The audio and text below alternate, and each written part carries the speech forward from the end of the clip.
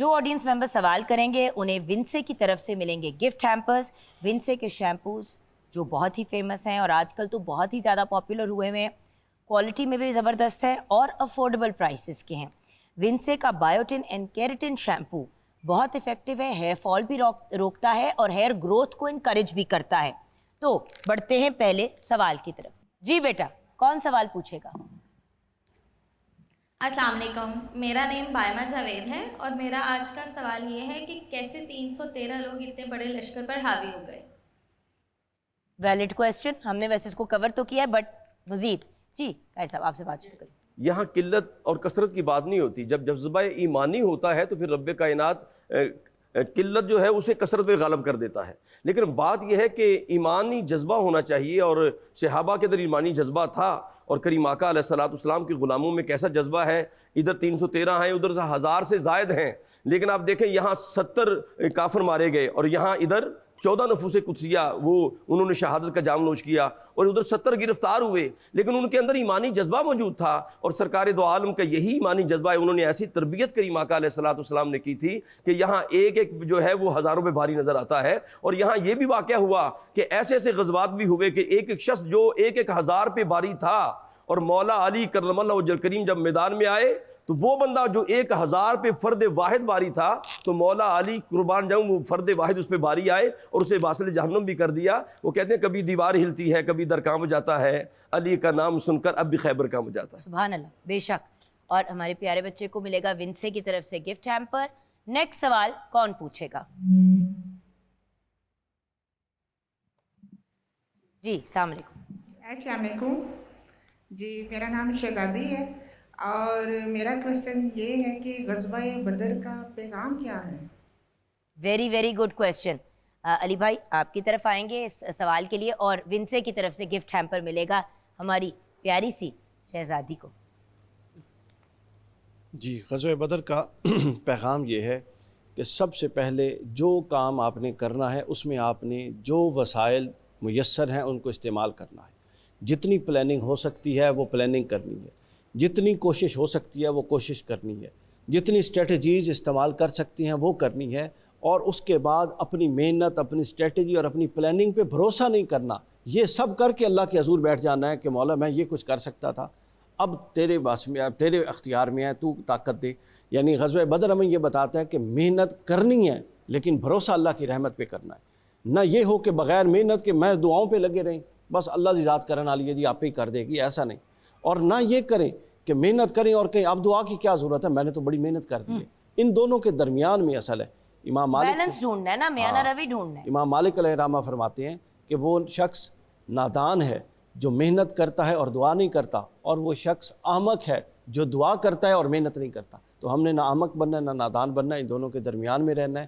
ہر کام proper planning, proper محنت, چونکہ اللہ نے عقل دی ہے, معقول مخلوق بنایا ہے, اہل عقل اور اہل شعور بنایا ہے, تو لہٰذا اہل عقل اور اہل شعور کا یہی تقاضا ہے کہ جو کام اہل عقل کریں گے اس میں لازماً عقل کے تقاضوں کو پورا کریں.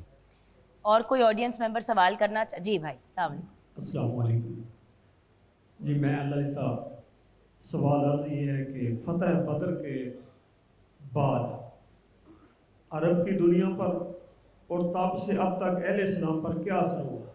Very good question. ان کو ونسے کی طرف سے گفٹ ہیمپر ملے گا. جی قائد صاحب. جی دیکھیں, جب ان کو گرفتار کر دیا ایک گیا, تو فوراً بعد کیا رزلٹ ہے, یہ بھی بڑا امپورٹنٹ فیکٹ ہے. جب سب کو گرفتار کر دیا گیا تو سرکار دو عالم صلی اللہ علیہ وآلہ وسلم نے یہ بھی ایک پیغام ہے پوری دنیا کے اندر, جو عرب کے اندر پورے ورلڈ میں پیغام گیا.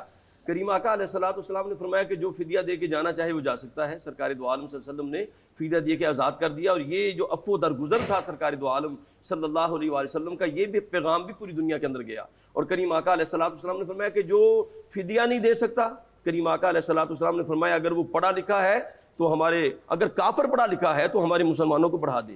تو یہ پوری دنیا کے اندر پیغام یہی ہے کہ جناب یہاں پہ اسلام نے کبھی بھی جناب یعنی یہ نہیں کیا کہ وہ تلوار اٹھائی ہے, بلکہ اسلام نے ڈیفنس کے طور پہ کام کیا ہے. اور کریم آقا علیہ الصلوۃ والسلام نے غزوہ بدر کے اندر جس طرح عام اعلان کر دیا معافی کا, اور کریم آقا علیہ الصلوۃ والسلام کی بارگاہ میں حضرت عباس بھی آئے نا, تو کریم آقا نے پوچھا عباس آپ بھی فدیہ دیں, تو انہوں نے کہا اے بھتیجے آپ کو پتہ ہے میرے پاس تو کچھ نہیں ہے.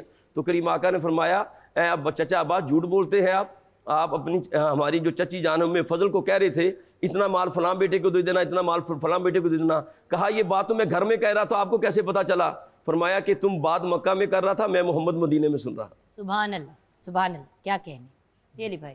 جی اس میں ایک پہلو جو ہے وہ یہ مد نظر رکھنا ضروری ہے کہ جو سوال انہوں نے کیا کہ اس کے اثرات کیا پڑے، کہ ہمیشہ اثرات کو آپ ایک طریقہ کار ہوتا ہے مادی طور پہ کیلکولیٹ کرنے کا، ایک ہوتا ہے معنوی طور پہ کیلکولیٹ کرنے کا.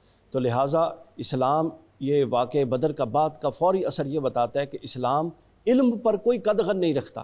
اب جس طرح قاری صاحب نے فرمایا نا، وہ دیکھیں وہ کفار و مشرکین تھے، انہوں نے قرآن پڑھانا تھا یا حدیث پڑھانی تھی یا قول رسول پڑھانا تھا؟ وہ تو کفار و مشرکین تھے. کیا پڑھانا تھا؟ محدثین نے اس کی شرح کی ہے کہ وہ علم الحساب کے ماہر تھے اس میں سے کچھ، اور کچھ علم الانصاب کے ماہر تھے. انہوں نے میتھمیٹکس پڑھائی اور نصاب پڑھا. تو دیکھیے اس وقت رسول اللہ کا ویژن کہ فدیہ مال سے پریفر کر رہے ہیں کہ اگر کوئی تعلیم دے سکتا ہے، اور تعلیم میں کوئی قدغن نہیں، وہ کس مذہب کا ہے، کس مسلک کا ہے. چونکہ قرآن کہتا ہے کہ علم الرسول کے جو مناسب ہیں ان میں تلاوت آیات ہے اور علم کتاب ہے، اور علم کتاب میں ہر وہ چیز شامل ہے جو علم کے کسی بھی نوع سے تعلق رکھتی ہے. آپ کا بہت بہت شکریہ. ابھی ہم نے بریک کی طرف بڑھنا ہے. بریک کے بعد جب واپس آئیں گے ویورز تو ہم قوالی کی طرف بھی بڑھیں گے، لیکن آج کے موضوع کو ہم نے کنکلوڈ بھی کرنا ہے، کلوز بھی کرنا ہے. ہمارے بہت ہی پیارے بھائی عمران راحت علی خان قوال اور ان کے ہم نوا ہمارے ساتھ ہیں، ان کو ویلکم کرتے ہیں. ویسے تو یہ ٹرانسمیشن ہمارے پیارے بھائیوں کی ہی ہے اور ان کی طرف ہم نے بڑھنا ہے، لیکن آج کے ٹاپک کو شرع دین میں کلوز کرنا بہت ضروری ہے. سو غزوہ بدر کے ٹاپک کو کلوز کرتے ہوئے آپ کیا پیغام دینا چاہیں گے قاری صاحب؟ جی بہن، میرا پیغام یہ ہے کہ جس طرح آپ نے فرمایا 313 غالب آ رہے ہیں ہزاروں پر، تو آج کثرت بھی ہے لیکن ہم مغلوب نظر آتے ہیں. تو اس کا بس ایک شعر میں جواب دیتا ہوں کہ سوال یہ ہے کہ الہی بکھرا ہوا شیرازہ بہم کیوں نہیں ہوتا، ملت پہ کرم رب کرم کیوں نہیں ہوتا، کیا بات ہے کہ اس دور کے انسان کو بربادی انسان کا غم کیوں نہیں ہوتا. آواز آتی ہے کہ تم پیروی شاہی خدا کیوں نہیں کرتے، حق ان کی محبت کا ادا کیوں نہیں کرتے. یہ صورت حالات مکافات عمل ہے، اس جاہ طلب قوم کی نیت میں خلل ہے. کیا بات ہے علی بھائی. میرے نزدیک اس کا پیغام یہ ہے کہ ہم بہت کوانٹٹی پسند ہو گئے ہیں، کوانٹٹی پر فوکس کرنے لگ گئے، کوالٹی کی طرف واپس آ جائیں. 100 نفل نہ پڑھیں، 20 نہ پڑھیں، 2 پڑھ لیں لیکن سر کے پڑھیں. ایسا پڑھیں کہ آپ کو تسلی ہو کہ آپ نے پڑھا ہے. جناب سیدہ کائنات کا نہیں سنا آپ نے؟ 100 نفل کی کوئی روایت نہیں، وہ ایک سجدہ کرتی تھیں اور فجر ہو جاتی تھی. سبحان اللہ. کوالٹی پر توجہ دیں. آپ کی تعلیم ہے، آپ کا عمل ہے، آپ کا تقوی و طہارت ہے، زیادہ کرنے کی ضرورت نہیں ہے. جو کریں وہ بہت اچھا کریں. یہ غزوہ بدر کا پیغام ہے. سبحان اللہ. کیا بات ہے.